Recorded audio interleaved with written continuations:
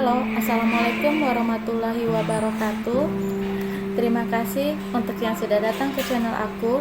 Kalau belum subscribe, tolong jangan lupa di subscribe, kemudian bunyikan lonceng, dan jangan lupa kasih like serta komentar biar aku makin semangat ya.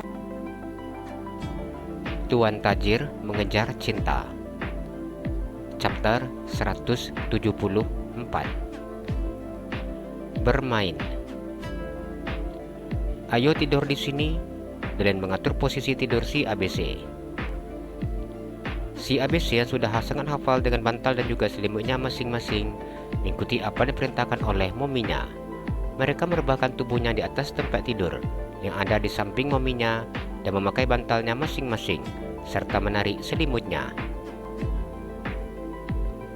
Darlene dan juga Ervan begitu sangat gemas ketika melihat tingkah lucu ketiga bayinya yang berusia 1 tahun tersebut.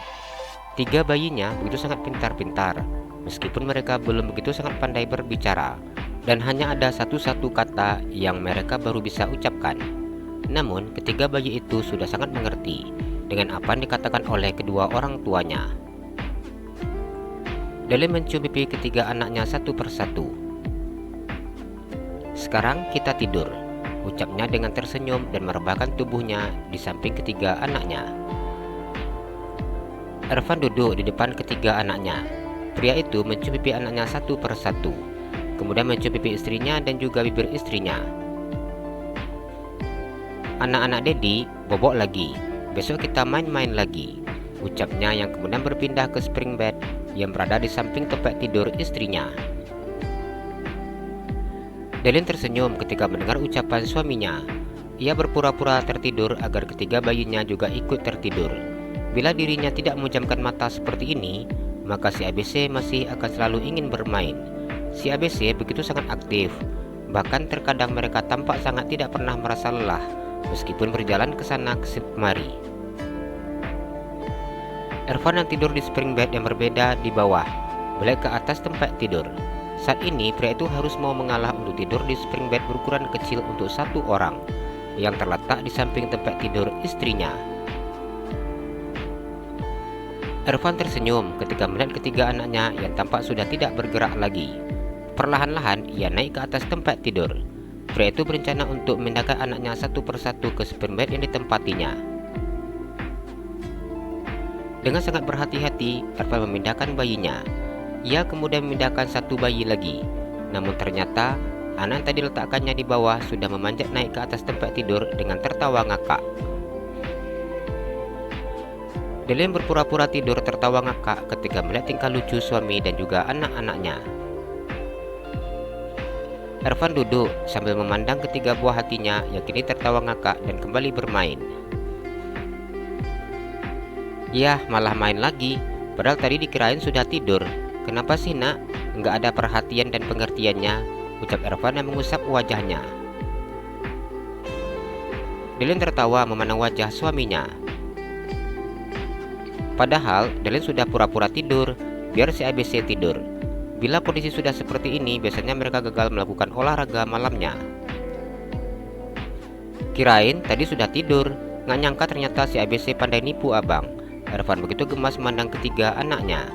Ia memeluk adik Caca dan mencium pipi anaknya itu dengan sangat gemas, kemudian menggantikannya dengan Baby dan juga Aar.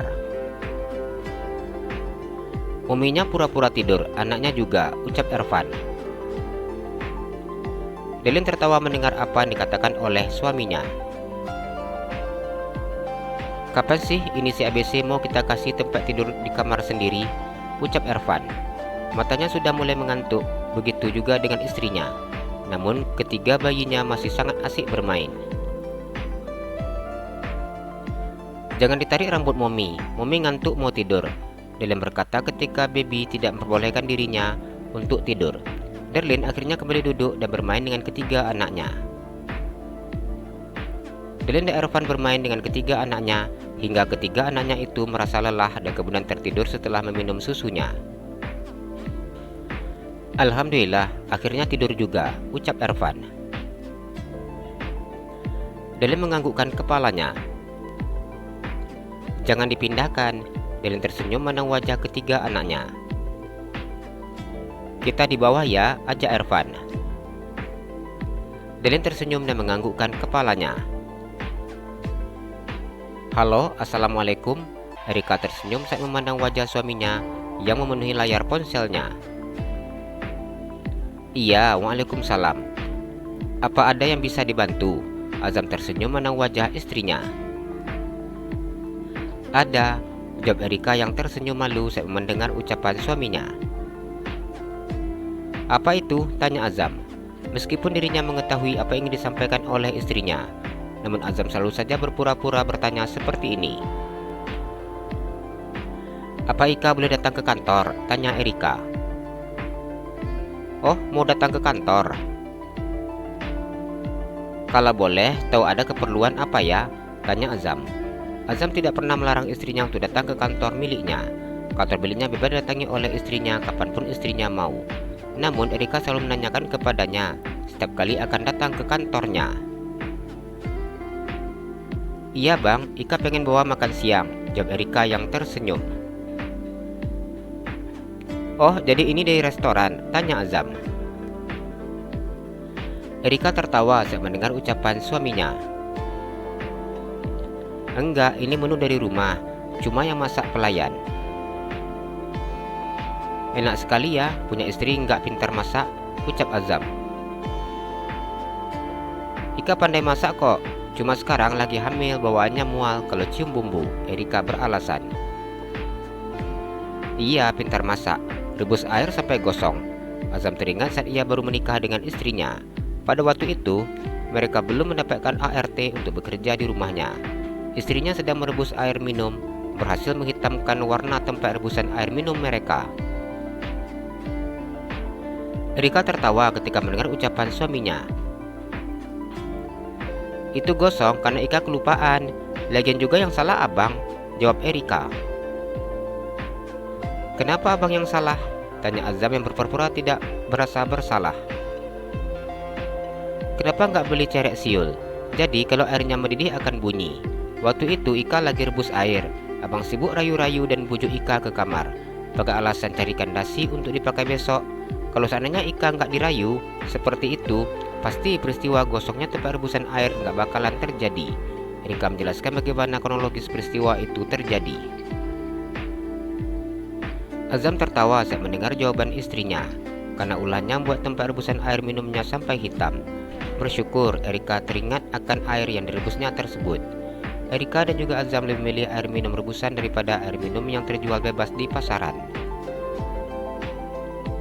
Ya sudah, kalau gitu bawa ya makan siangnya ke sini. Azam tersenyum.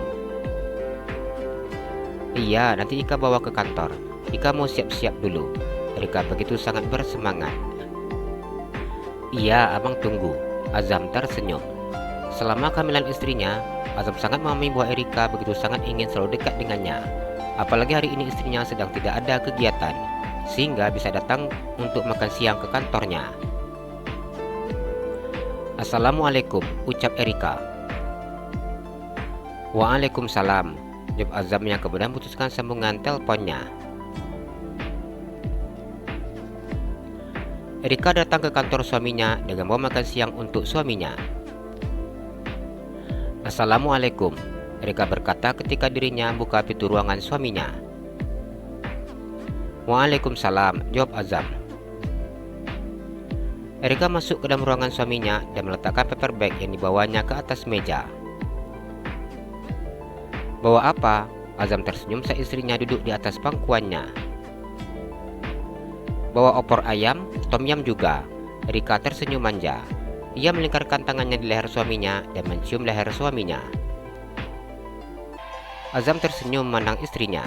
Selama masa kehamilan istrinya, sikap istrinya berubah drastis seperti ini.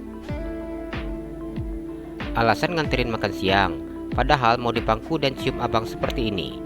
Azam tersenyum. Erika hanya senyum malu saat mendengar ucapan suaminya. Abang kirain istri pendekar abang gak akan pernah jadi cewek manja. Nyatanya manja juga. Azam mengusap kepala istrinya. Erika tertawa mendengar ucapan suaminya tersebut. Ini yang manja anak, jawabnya. Kaset ini anak papi dijadikan kambing putih sama si Mami. Azam mengusap perut istrinya. Enggak kok, jawab Erika. Azam hanya diam ketika istrinya duduk di atas pangkuannya. Pria itu sengaja tidak melanjutkan pekerjaannya dan membiarkan istrinya bermanja-manja seperti ini dengannya.